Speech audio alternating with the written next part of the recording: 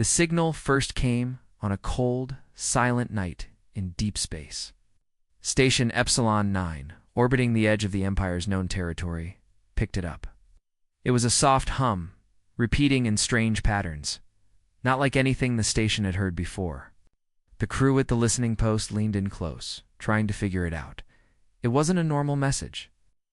It had no known code, no recognizable words, and no rhythm that matched human or alien language. It just played, again and again, like something. Waiting to be noticed, Technician Lyra was the first to report it to Central Command. She played the audio file and added her notes. "It's not interference. It's too clean, too planned." High Command dismissed it at first. They said it was probably just old tech noise from a dead satellite or an ancient shipwreck. But the signal kept growing louder and stranger. Within days, every outer system station was hearing it. Some heard its slightly different, deeper tones, odd pulses, some parts reversed. It was like the signal was alive, changing for each place. It reached scientists, and linguists were called in. They worked day and night, using every translator, every AI, every decryption tool they had. Nothing worked. The signal made no sense. At the Empire's Academy of Advanced Science, an old man named Professor Ralvin sat in his quiet office. He had retired years ago after the border wars, but he still followed the strange signals that came from the stars. When he heard the recording, he stood up slowly, his hands shaking. "This isn't language," he whispered. "This is a pattern we were never meant to break." He sent a warning to the Senate. "Do not reply. Do not trace it. This is not a message. It's a warning, and something is listening." But no one listened to Ralvin. He was called paranoid, relic of a past war. The Empire believed in strength. They believed nothing could touch them. Their fleets were powerful, their weapons unmatched. What could a ghostly signal do? Still, some commanders grew uneasy. Captain Mira Halon, in charge of the listening post on Garrus Moon, noticed something no one else did. The signal didn't just repeat, changed every time after being decoded. When someone ran it through a translator, the next version of the signal adapted. It was as if it was learning who was listening. One night, her system froze. Every screen turned black for just a second. When the lights came back, all the signal files were gone, erased, no trace. The backup servers were fried. Appeared on her main screen, closer. She sent an emergency message to High Command. They told her to stand down, saying it was just a glitch. Then the signal stopped. Completely silence returned to the stars. Some people felt relief. Others, like Ralvin, grew more afraid. "It's not gone," he said. "It found what it was looking for." 2 days later, a mining ship near the edge of the void sent a final log. The crew was terrified. Ow. The captain's voice was shaky. "We saw something, a shape. No lights, no heat. It was just there in the dark. Like space had opened its eyes. And the signal came through our walls, not the speakers. Into our minds." The ship vanished. No wreckage, no escape pods. It's just gone. High Command finally took notice. They called an emergency meeting. All border patrols were put on alert. Fleet was sent to the mining sector. No signs were found, only strange readings. Gravity shifts, faint echoes. And something worse, some officers said they felt like they were being watched. Back on Garrus Moon, Captain Halon looked at the stars and felt a deep cold. She remembered what had flashed on her screen. Closer. Now the silence felt like a breath being held. Like something big was about to move. Professor Ralvin sat alone in his dark study watching old war footage. He remembered stories from the Outer War. He remembered a legend the enemy once spoke of, a ship that never fought, never fired, but made whole fleets vanish. They called it the Phantom. But it was just a myth, wasn't it? He replayed the signal again. For the first time, he didn't try to break it. He just listened. And this time, it felt like the signal was listening back. Somewhere beyond the border stars and the empty black of the void, something ancient and silent moved. No engine noise, no light. Just a presence, cold and patient. The signal had done its job. The Empire had heard. And now, It was coming. Calthros Station was one of the Empire's biggest outposts near the outer border. Thousands of people lived and worked there: soldiers, traders, scientists, and officers. It was a busy place, full of noise and movement. Big warships came and went every day. It was the Empire's eye on the edge of the unknown. But one day, everything went quiet. No one noticed it at first. Calthros sent its last report as usual: weather normal, traffic stable, no threats detected. Then silence. 1 hour passed, then 2. No updates. No patrols checked in. High Command thought it was just a system error. But when their direct link failed too, they grew worried.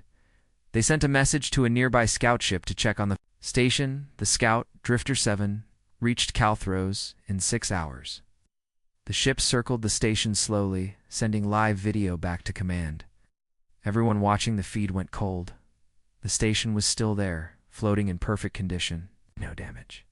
No signs of a battle. Lights were still on. But something was wrong. There were no ships docked, no shuttles flying, no movement. The windows were dark. The docking bay doors were wide open, like something had left. Or entered Commander Taro of Drifter 7, docked with caution. He took a small team inside. Out there. Steps echoed in the empty halls. Every room was untouched chairs. Pushed back from desks, meals half-eaten, drinks still warm. But no people, no bodies. Dud. Just nothing. It's like everyone just stood up and vanished, one soldier whispered. They reached the command center. The screens were still on, data flowing, but the security footage was corrupted. Most of the files had static or black frames. But in one hallway camera, they saw something. It was only for 1 second, a blurry shape at the end of a hallway. It didn't walk. It didn't fly. It just appeared. Tall, dark, undefined. Then the footage went black. After that, every hallway in the station emptied. Commander Taro ordered a full retreat. His gut told him they were not alone. As they moved back to their ship, one of the engineers looked behind and swore he saw a shadow move through the wall. No sound, just movement in the shape of a figure. Back on Drifter 7, the crew took off immediately. But even after leaving, the crew didn't feel safe. One soldier, Private Nima, began acting strange. She stared at blank screens for hours, whispering things no one understood. Then one night she disappeared from her locked room. Her boots were left at the door. Nothing else remained. When the scout ship returned to base, Commander Taro gave his report in person. He said one sentence that echoed through the Empire: the station wasn't empty, it was waiting. High Command was shaken. They couldn't understand what happened. No enemy had done this. No weapons had been fired. It was like the laws of space had changed at Calthros. Scientists tried to explain it. Some blamed a virus, others said a secret black hole. But in the end, none of it made sense. Captain Mira Halon, still stationed on Garrus Moon, received the Calthros footage from a contact in intelligence. She watched it alone, again and again. That blurry shape haunted her. It didn't look like a machine or a life form. It looked like a hole in the world, like something from outside reality had stepped in. She sent a private message to Professor. "Ralvin, I saw it," she wrote. "It's not a ship. It's not a thing. It's something else." Ralvin replied only 2 words. "It watches." Meanwhile, the Empire started preparing. They sent a full fleet to protect the outer sectors. Thousands of ships were moved into place. Defense satellites were turned to high alert. But some officers were not convinced. Admiral Voss, a veteran of 3 wars, told his staff quietly, "How? Do you fight something you can't see? Something that doesn't leave a trace?" His assistant, young Lieutenant Darrow, tried to be brave. "We have the strongest force in the galaxy, sir." Voss nodded slowly. "And that's what scares me." Back at Calthros, the station continued to float in silence. No one dared approach it again. It became a dark symbol of warning. The media called it the Empty Giant. Those who saw the footage called it something else. They called it cursed, and somewhere in the deep black beyond the stars, a shadow drifted without sound. It had no engines. It had no crew. But it moved closer. The signal had stopped. Now came the silence. And in the silence, it was watching, listening, choosing its next move. The Empire still thought it had time, but time was already gone. The Empire was angry now. Calthro Station had gone dark, and no one knew why. A scout ship confirmed the station was empty, and one soldier had disappeared. The High Command could no longer ignore the problem, and believed someone or something was trying to challenge the Empire's power. The Empire did not allow threats to survive. So they sent Fleet Sigma. It was the strongest fleet ever sent to the outer border. 200 warships, 20 dreadnoughts, and one massive command. Carrier called Emperor's Fist. The fleet commander, Admiral Juno Vallon, was known across the stars. She had won battles in 3 different systems and destroyed 2 rebel homeworlds. She was cold, fearless, and followed orders without question. Her mission was simple: go to Calthro Station, find the enemy, and destroy it. The fleet arrived in perfect formation.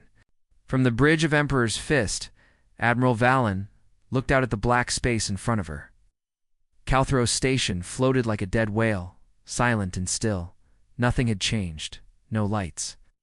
No movement. Just a giant metal tomb. Vallon gave the command, begin scan. Full range. Her officers worked quickly. Scanners checked every part of the area. No heat signatures. No strange signals. No enemy ships. Only static and faint background noise from stars. Then something strange happened. One of the smaller ships, Blade 9, dropped off the radar. Report, Vallon ordered. No one answered. Call Blade 9. Direct line. Still silence. Within the next minute, 2 more ships disappeared. No alarms, no signals, no explosions.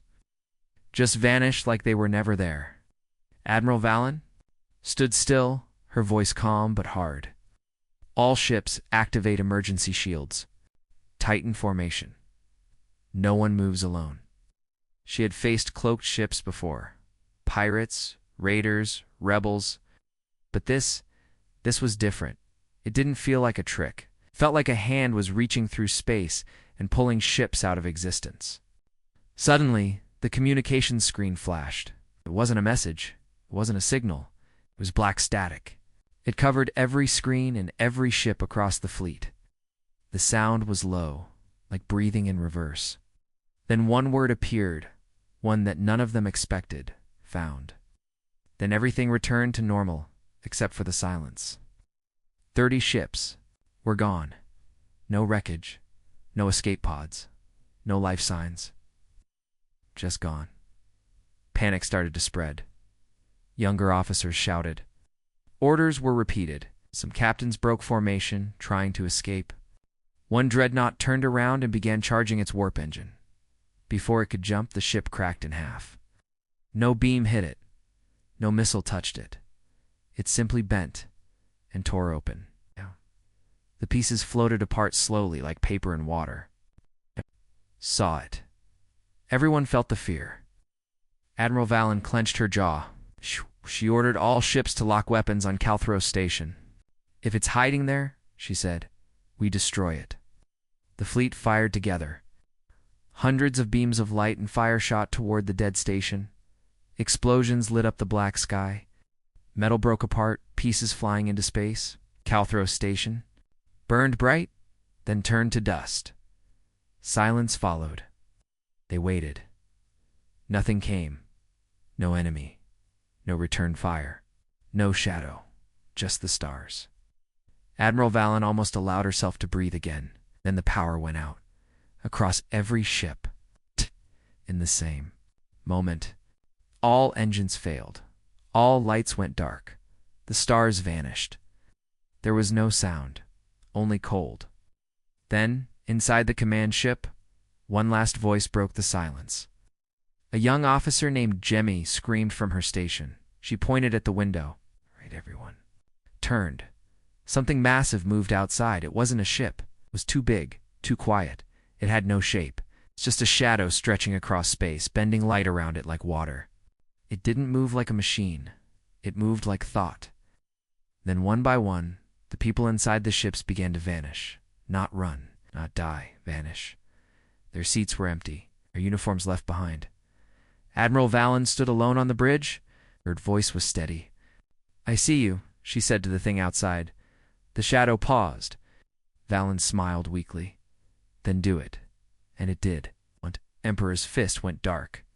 A single rescue drone, hidden in a cargo bay, managed to escape later, sent one last recording. To the Empire, it showed empty ships, drifting. No bodies, no damage. Only a whisper on the last frame. It never fought us. It never needed to. The Empire received the message, and for the first time in its proud, brutal history, it felt fear. A fleet had been sent to destroy the unknown, and the unknown had erased the fleet without firing a single shot. Something had entered their space, and it was not finished in the deepest prison of the Empire. Where light barely touched the floor, an old man sat alone in a cell. His name was Solon Mar. Once he had been a general, strong, brilliant, feared. That was long ago, during the Forgotten War. Now he was just a ghost in chains, locked away for crimes no one dared speak of. When the news came that Fleet Sigma had vanished, the guards didn't say anything. But Solon knew. He felt it. That morning he laughed for the first time in years. The guard on duty, a young man named Rake, stared through the bars. "What's so funny, old man?" Solon stood and walked slowly to the edge of his cell. His face was lined, his eyes sharp. "They're here," he said softly. "They finally returned." "Who?" Rake asked. "The ones who don't fight, the ones who erase." The guard was confused. "You mean, you know what's happening out there?" "I warned them," Solon said. 30 years ago. After the war, but they buried the truth, called me insane, locked me up to forget what I saw." Rake stepped closer. "What did you see?" Solon looked at him with cold eyes. "The Phantom Ship." The name meant nothing to Rake. Just a story from long ago. A myth used to scare children. But Solon was serious. Back in the war, Solon continued, "Our fleet chased rebels into uncharted space. We followed them to a system that didn't exist on any map. Empty, black, dead. That's where we found it." He sat down slowly, his voice low. It didn't fire, didn't move. It just floated, like it had always been there. Our ships tried to scan it, nothing worked then. They started disappearing. One by one, same way it's happening now. You're saying this. Phantom has returned. Solon nodded. It never left. It just waited for the next empire to grow too proud. The empire's leaders were desperate. After the loss of Fleet Sigma, fear spread through the highest ranks. Ships refused to patrol the outer sectors. Stations demanded extra security. People whispered of ghosts and shadows. Someone in intelligence remembered Solon Mar. His name appeared in old classified reports. Reports about unexplained fleet losses during the Forgotten War. Reports sealed and hidden for decades. A transport ship arrived at the prison that night. Guards were shocked when they saw the orders.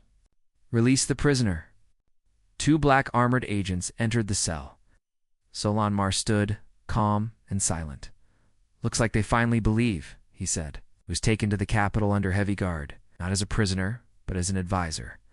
In the War Council room, he stood, in front of generals, scientists, and senators. A large screen behind him showed the last image from Fleet Sigma, the drifting ships, the black sky, and the faint shadow moving across space. Solon pointed at the shadow. "That's not a ship." He said, "It's something older, something worse." The room fell silent.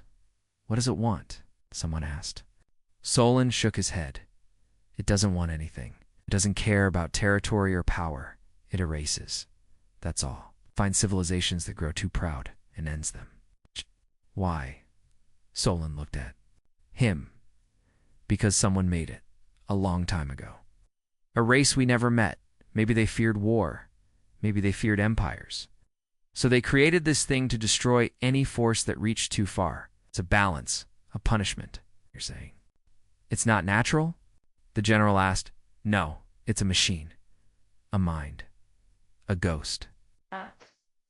All at once. It doesn't live. It doesn't die. It waits, and when it moves, nothing can stop it." One of the scientists asked, "Can we talk to it?" Solon laughed again. "Ain't you?" "Already did. That signal? That was not a message. That was it knocking on the wall. The council didn't know what to do. Weapons had failed. Fleets had vanished. Now, an old war criminal told them their enemy couldn't be reasoned with, couldn't be stopped. Only Captain Mira Haylan, watching from the corner of the room, stepped forward. She had seen the same shape. She had watched the footage from Kalthros, and the last image from Emperor's Fist. She believed Solon. "What if we don't fight it?" she asked. "What if we just listen?" The room turned toward her. Solon nodded slowly. That may be the only choice left. But deep inside the stars, the phantom was already moving again. It didn't speak. It didn't sleep. It only moved forward, leaving emptiness behind. And the Empire, built on power and fear, stood trembling at the edge of something it could not control. The warning had been given, and now the reckoning had begun. The Empire still tried to look strong, but its hands were shaking. Fleet Sigma was gone. Kalthros Station was dust. The enemy, if it could even be called that, remained unseen. Still, the Empire believed it had time. It believed it had options. Then, it lost an entire planet. Telosphi was a peaceful world on the outer edge. It had no weapons, no fleet, just farms, homes, and science stations. A place for rest and research. The people there lived quiet lives. They had only heard rumors of the phantom. They did not believe it could come for them. One morning, the satellites around Telosphi went dark. At first, it looked like a power failure. Then the weather stations stopped sending data. Then the communication towers. One by one, every signal from the planet stopped. High Command sent a Rapo-Despont ship, Stormlight, with a full crew of soldiers and scientists. The ship dropped out of warp near Telosphi. What they saw made them freeze. The planet was still there. The atmosphere was normal. No signs of battle, no smoke, no fire. But the lights were out. Every city was dark. No power grids. No moving vehicles. No aircraft. No signs of life. The crew of Stormlight scanned the planet. No life signs detected. Not a single human heartbeat. Not even animals. Could they have evacuated? One officer asked. The answer came quickly. There were no escape ships missing. No transports had left. No distress calls had been sent. They had simply ... vanished. Captain Drevin, commander of Stormlight, ordered a landing party. 10 soldiers and 2 scientists dropped into the capital city of Telosphi, known as Everplane. They walked through empty streets. Cars were parked, doors left open, food was still on tables. One child's toy was lying in the middle of the road, but no people. It felt like the entire planet had taken one step, disappeared. Inside the city's main tower, the group found something even stranger. The computers were on, screens blinking. Files were open, as if people had been working. Last camera recordings showed normal life. Then, one by one, people stopped moving. They looked toward the sky. All at once, then the screen turned black. Something came, one of the scientists whispered. But it didn't destroy. It just took. Suddenly, the air grew cold. The lights in the tower flickered. A soldier named Kerr stepped back. His hand on his weapon. Something's wrong. It feels wrong. Then they heard it. Not a voice, not a sound, just silence. But a silence so deep it filled their ears like pressure. Like something had swallowed all noise. One of the scientists began to scream, holding her head. "It's here. It's not a ship, it's everywhere." Captain Drevin shouted for retreat. The landing party rushed outside. In the sky above Everplane, they saw it. A shape. Darker than night. Floating above the city. No lights, no heat, no movement. It didn't shine. It didn't reflect. It was just... They're huge, silent, watching. "It's not a ship," one soldier said. "It's a grave." The team ran to the shuttle and launched back to Stormlight. But not everyone made it. The scientist who had screamed vanished mid-run. She didn't fall. She didn't cry out. 1 second she was there, the next gone. Back aboard the Stormlight, the captain gave the order. "Jump now." Ship jumped. To hyperspace, leaving Talos V behind. They arrived back in safe space 2 hours later, damaged and terrified. Their report was short. Talos V has been taken, not destroyed. Taken, they shared footage of the sky shadow and the silence that came with it. For the first time, the Senate saw it too. Not a story, not a myth, but real. It had shape, presence, and a purpose no one understood. Professor Solanmar watched the footage with cold eyes. "It's begun," he said. "It is claiming territory not by war but by silence." Captain Mirahalan stood beside him. "How many more before it reaches the core worlds?" Solon didn't answer because no one knew. The Phantom had crossed the border. It didn't demand surrender. It didn't speak. It just appeared damned, left nothing behind. High Command discussed evacuation plans. They called for scientists, diplomats, soldiers. Some still believed it could be stopped. Others wanted to hide. But one thing was now clear. The Phantom wasn't just watching anymore. It was choosing. And the Empire's worlds were on its list. The Empire was changing. It was no longer proud. It was no longer calm. Fear had replaced confidence. Every system near the border was either empty or silent. People fled their homes. Ships refused orders. Whole cities were locking themselves inside bunkers. But deep down, everyone knew there was no hiding from the Phantom. In the capital world of Hestara Prime, the Senate held a secret meeting in the War Tower. Only the most trusted leaders were allowed in. Captain Myra Halon stood with them, next to the man once called a war criminal, Solanmar. She had seen the Phantom's shadow with her own eyes, and he was the only one who understood it. The large screen in front of them showed a map. Whole sectors were now marked red lost. No battles, no resistance, just ... silence. Solon stepped forward. His voice was rough, but steady. "You've lost ships, stations, and now entire planets. And still you don't understand what you are facing." The room was quiet. A senator asked, "Then tell us, what is it?" Solon looked at the screen. "It is not a ship. It is not alive in the way we are. The Phantom is something older. Something built. I believe it was created by a race that no longer exists." The room stirred. "Built. For what?" Solon replied, "For one purpose. To stop war before it starts. To erase empires before they grow too powerful." The general laughed bitterly. "That doesn't make sense. Why erase peace? Why destroy without reason?" Solon pointed to the map. "Because power always leads to war. Phantom doesn't. Judge who is good or bad, it watches. When a civilization reaches a certain point to much control, too much force, it comes." Mira asked quietly, "You think it's some kind of ancient machine?" "More than that," Solon said. "It learns, it listens. The signal you received at the start, that was not a message. That was a scan. It was learning who you are, how you speak, how you think." The senator looked pale.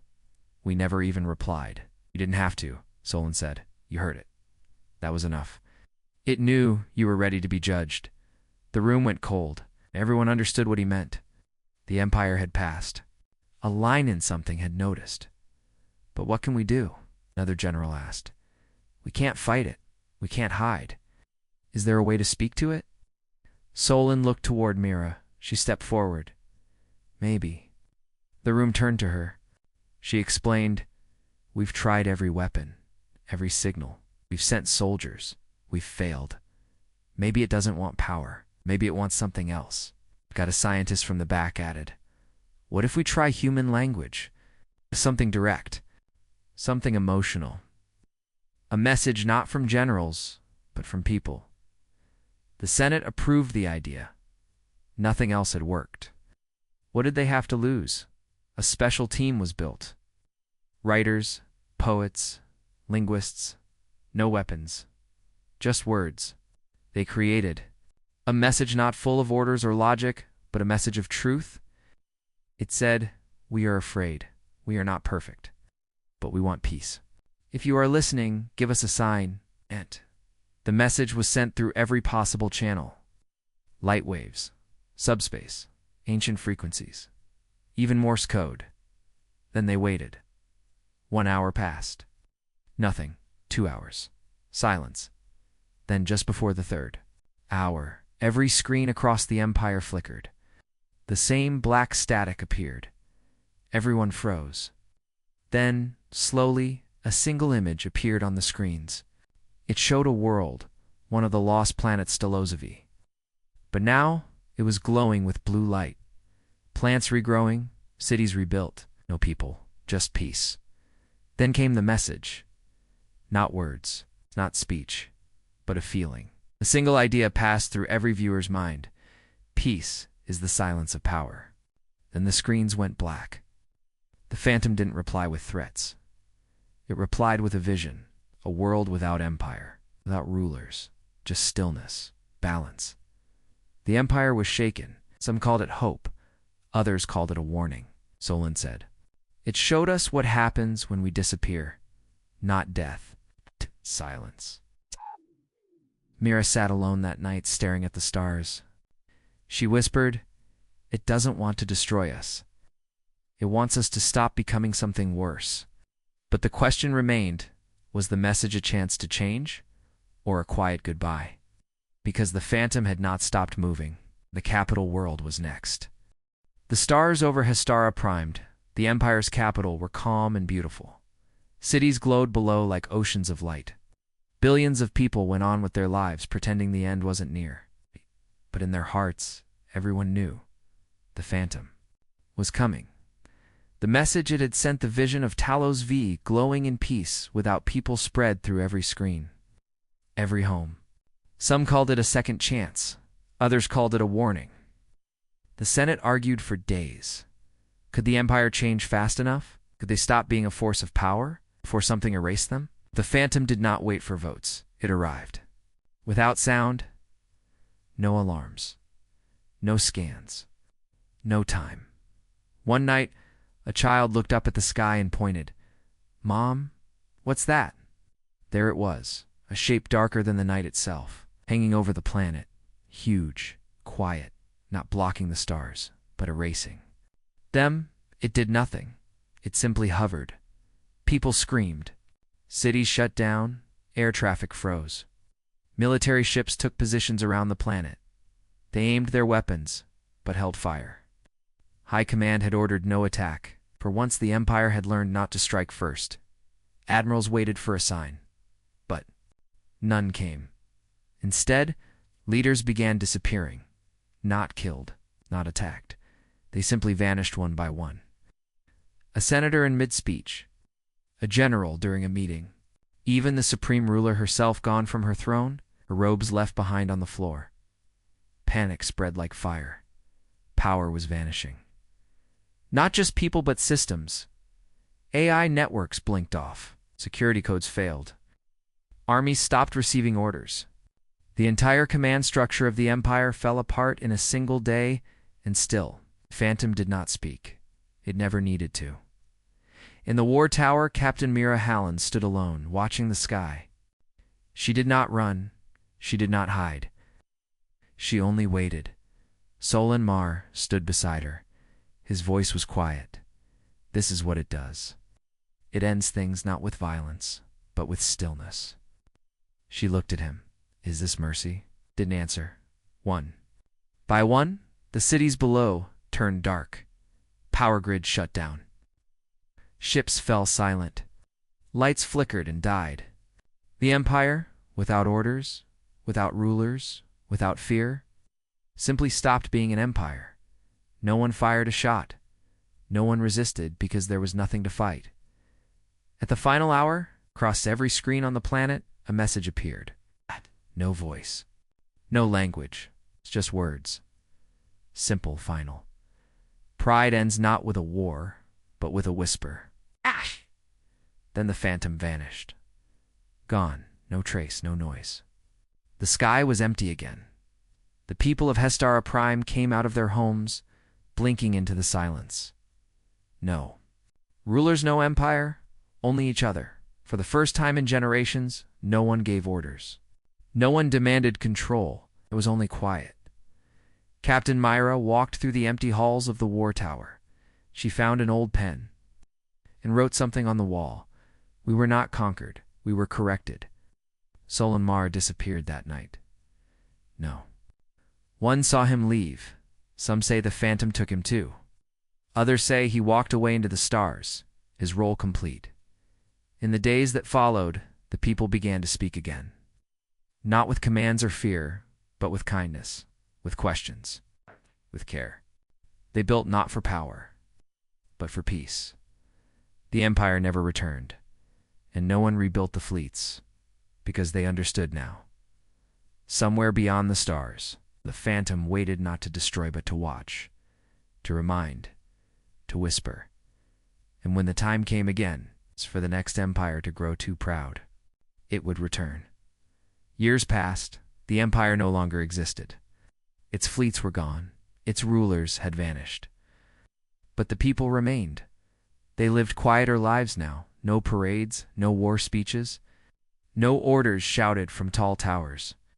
The cities were still standing, though many were empty. Power was limited. Power were rare. But peace had returned, not forced peace, but real peace. Some called it the Great Silence, others called it the Mercy. Children grew up hearing stories about the phantom. They didn't fear it like their parents did. To them, it was something different, like the wind or a shadow, something that came when needed, and then disappeared. Captain Mira Halon was no longer a soldier. She lived on the quiet hills of Garrus Moon, where the phantom was first seen. She tended a garden. She watched the stars. And sometimes she spoke to the silence. One day, she returned to an old listening post.